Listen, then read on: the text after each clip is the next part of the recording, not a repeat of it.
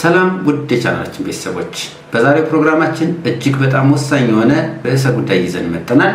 ይህም በእርግጥ የሴቶችን የማረጥ ጊዜን ማዘግየት ይቻላል በሚለው ርዕሰ ጉዳይ ዙሪያ አንስተን በስፋት የምንወያይ ይሆናል። ሙሉ መረጃውን ለማግኘት ይህንን ቪዲዮ ሙሉን በመከታተል እንዲሁም ደግሞ የቻናሉ ተደራሽነት እንዲሰፋ ሰብስክራይብ በማድረግ እንድትተባበሩን በትህትና ጠይቃለሁ። አክሰስ ቲዩ ነው። ዶክተር መሰለ እባላለሁ። የማህፀንና ስፔሻሊስት ሐኪም ነኝ።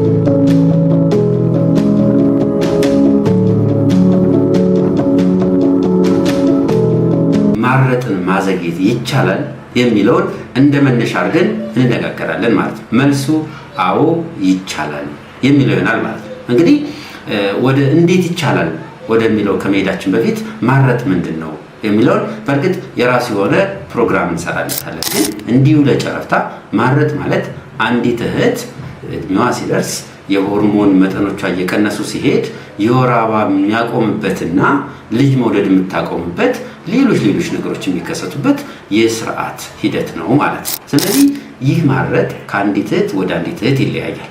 ይህንን የማረጫ ጊዜ ማዘግየት እንችላለን ወይ? አዎ፣ በቀላሉ ምንም ኮስት ሳናወጣ በቤታችን በምናደርጋቸው ነገሮች ማረጥን ማዘግየት ይቻላል። ምክንያቱም ብዙ ጊዜ አሁን በሕክምና ላይ በሚያጋጥሙን ሂደቶች ላይ ላይክ 40 ዓመት ላይ አንዳንዴ ከ40 ዓመት በታችም 45 እንደዚህ አካባቢ ላይ ሴቶች እህቶች ይህ የማረጥ ችግር እያጋጠማቸው ሲቸገሩ እናያለን። ምክንያቱም ማረጥ የራሱ የሆኑ ችግሮች ስላሉት ማለት ነው። ይህንን ማዘግየት ይቻላል ወይ? እንግዲህ ሳይንሱ የሚለው አቬሬጅ የማረጫ ጊዜ ላይክ 51 እንደዚህ አካባቢ ዓመት ላይ ነው። ግን ከዛ በፊት የሚከሰቱ ነገሮች አሉና ይህንን ማዘግየት እንችላለን ወይ ስንል አዎ እንችላለን ነው መልሱ። የመጀመሪያው ላይፍ ስታይል ሞዲፊኬሽን ነው። የአኗኗር ዘዴን መቀየር ነው። ከአመጋገብ ጀምሮ አጠቃላይ እስካሉን እንቅስቃሴያችን ድረስ የተፈጠሩ ነገሮች። ለምሳሌ ሰው አሁን በጣም የሚገርመው የ20 ደቂቃ ወይ የ10 ደቂቃ መንገድ በእግሩ መሄድ አይፈልግም። ታክሲ መጠቀም ነው የሚፈልገው። በጣም ትንሽዬ መንገድ ታክሲ ተጠቅሞ ነው ሲሄድ የምናየውና አኗኗራችንን ላይፍ ስታይላችንን ሞዲፋይ ማድረግ አለብን። እንቅስቃሴ ማድረግ አለብን። አመጋገባችን ማስተካከል አለብን። ሌሎች ነገሮች ማድረግ ይኖርብናል ማለት ነው። ስለዚህ ላይፍ ስታይል ሞዲፊኬሽን በማምጣት ማረጥን ማዘግየት ይቻላል ማለት ነው። ሁለተኛው ጡት ማጥባት። እንግዲህ ብዙ ፕሮግራሞች ላይ ቪዲዮዎች ላይ ጡት ማጥባትን እንደ ቅመም እጨምራታለሁ። የምጨምርበት ምክንያት በጣም ብዙ የሆነ ጥቅም ስላላት። ጥናቶች እንደሚሉት እንግዲህ አንዲት እናት ከ7 እስከ 12 ወር ልጇን የምታጠባ ከሆነ የማረጥ እድሏን በደንብ ማዘግየት ትችላለች ነው የሚለው።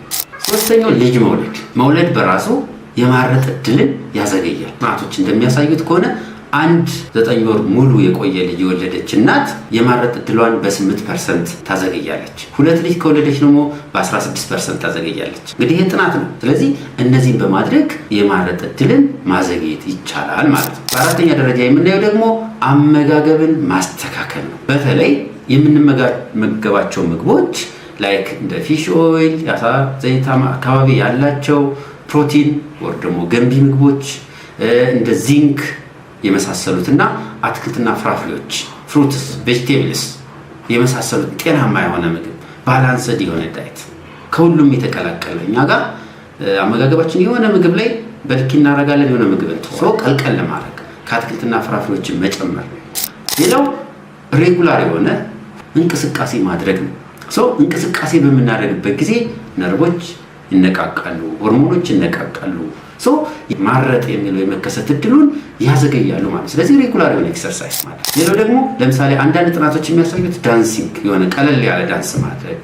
እነዚህ እንግዲህ የብለድ ፍሎን ወይም ደግሞ የስርዓተ ደም ዝውውርን በማሳለጥ የልብ ስርዓትን በማሳለጥ የሆርሞንና አጠቃላይ የሜንስትሬሽን ወይም ደግሞ የወር አበባ ዑደቱን የተስተካከለ እንዲሆን ስለሚያደርጉ እነዚህ ነገሮች በማድረግ ማስተካከል ይቻላል ማለት ነው። ሌላኛው ለምሳሌ ኦቫሪያን ቲሹ ሬዘር ወይም ደግሞ ኦቫሪያን ትራንስፕላንቴሽን በማድረግ እንደዚሁ ማረጥን መከላከል ወይም ማዘግየት እንችላለን ማለት ነው። አንዳንድ ጥናቶች ለምሳሌ መማር በራሱ ኤዱኬትድ መሆን ማወቅ በራሱ ተጽዕኖ አለው እዚህ ቶሎ ማረጥ ላይ ማለት። ስለዚህ ኤዱኬትድ መሆን መማር ማወቅ ለዚህ የራሱ የሆነ አስተዋጽኦ ያደርጋል ማለት ነው። ስለዚህ እነዚህን ከላይ የጠቀስናቸውን ነገሮች በማድረግ አንዲት እህት የማረጥ እድሏን በተወሰነ መልኩ ማዘግየት ትችላለች ማለት ነው። እንግዲህ እነዚህን ነገሮች በቤታችሁ ውስጥ መሞከር ማድረግ ትችላላችሁ ማለት ነው። ይህ ኢንፎርሜሽን ወይም ይህ መረጃ ለሌሎች ተደራሽነት እንዲኖረው ፕሮግራሙን ወይም ደግሞ ቪዲዮን ላይክ እና ሼር፣ ሰብስክራይብ በማድረግ እንድትተባበሩ እንጠይቃለን። ስለነበረን ጊዜ አመሰግናለሁ።